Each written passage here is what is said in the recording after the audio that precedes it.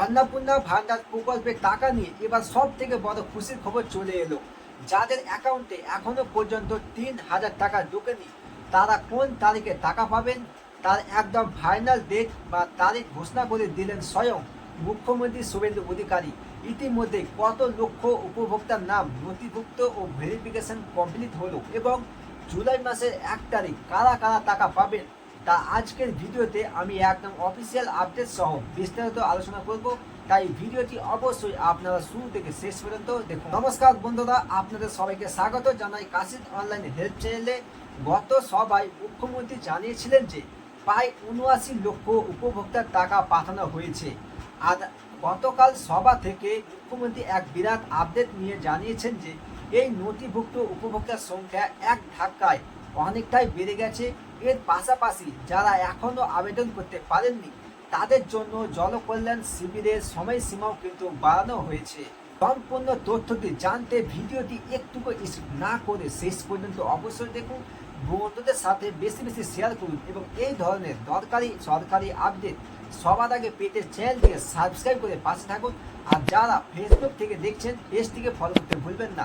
চলুন ভিডিওটি শুরু করা যাক। প্রথমে দেখে নেব 1,05,00,000 উপভোক্তার ভেরিফিকেশন ও 1 জুলাই টাকা দেওয়ার ঘোষণা। তো দেখুন, মুখ্যমন্ত্রী শুভেন্দু অধিকারী তার আজকের বা গতকাল সভা থেকে টাকা তারিখ এবং উপভোক্তার সংখ্যা নিয়ে বড় তথ্য দিয়েছেন। তো কি সেই তথ্য? তো দেখুন, মুখ্যমন্ত্রী জানিয়েছেন যে এখনো পর্যন্ত পশ্চিমবঙ্গে মোট 1,05,00,000 মা বোন দিদিরা এই অন্নপূর্ণা ভান্ডার যোজনায় নাম নথিভুক্ত করেছেন। তাদের সমস্ত ভেরিফিকেশন প্রসেস কমপ্লিট করে পোর্টালে ডেটা আপলোড করে দেওয়া হয়েছে। যাদের নাম অলরেডি পোর্টালে ভেরিফিকেশন হয়ে আপলোড হয়ে গেছে কিন্তু এখনও টাকা পাননি, তারা আগামী জুলাই মাসের 1 তারিখ সরাসরি ব্যাংক অ্যাকাউন্টে জুন মাসের 3,000 টাকা পেয়ে যাবেন। মুখ্যমন্ত্রী স্পষ্ট জানিয়েছেন যে এতটুকু চিন্তা করার কোনো কারণ নেই, 1 জুলাই সবার অ্যাকাউন্টে টাকা ক্রেডিট হয়ে যাবে।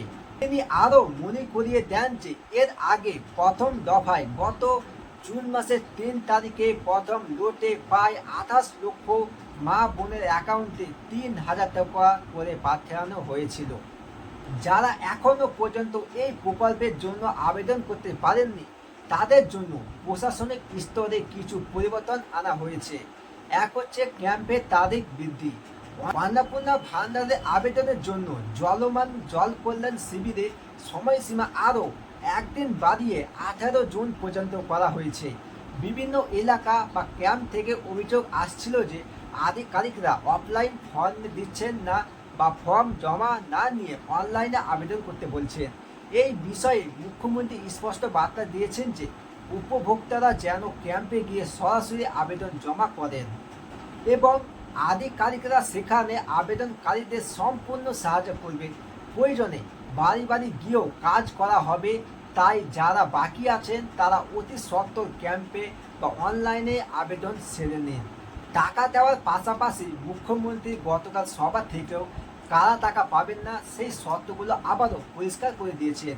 তো কী সেই শর্তগুলো? তো দেখুন, 1 নম্বর হচ্ছে স্কুল সংক্রান্ত নতুন শর্ত। সন্তানদের অবশ্যই সরকার প্রতিষ্ঠা বা সেন্ট্রাল স্টেট বোর্ডের অনুমোদন প্রাপ্ত কোনো প্রাইভেট স্কুলে পড়াশোনা করাতে হবে, কিন্তু এমন কোনো জায়গায় বাচ্চাদের পড়ানো যাবে না যেখানে কেবল ধর্মীয় শিক্ষা দেওয়া হয়, ভারত বিরোধী কথা শেখানো হয় কিংবা যেখানে জাতীয় সঙ্গীত বা বন্দে মাতরম গাইতে অসুবিধা হয়, যেমন অনুমোদনহীন মাদ্রাসা বা অন্য কোনো স্থান। এই ধরনের পরিবার মায়েরা টাকা পাবেন না। 2 হচ্ছে টিকাকরণ বা ভ্যাকসিনেশন শর্ত।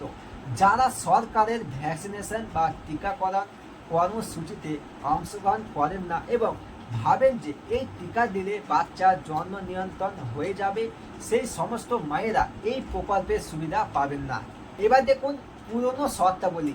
এর সাথে আগের পুরনো নিয়মগুলো তো বহাল থাকছেই, যেমন আবেদনকারী মহিলা কোনো সরকারি বা বেসরকারি সংস্থার মাসিক বেতনভোগী কর্মী হতে পারবেন না, তিনি ইনকাম ট্যাক্স বা করদাতা হতে পারবেন না এবং ফাইনাল ভোটার তালিকা বা এসআইআর তালিকা থেকে তার নাম কাটা বা ডিলিট হওয়া চলবে না। সংক্ষেপে বলতে গেলে যারা অলরেডি সঠিক নিয়মে আবেদন করে রেখেছেন এবং ভেরিফিকেশন হয়ে গেছে তারা আগামী 1 জুলাই তাদের জুন মাসে 3,000 টাকা অ্যাকাউন্টে পেয়ে যাচ্ছে।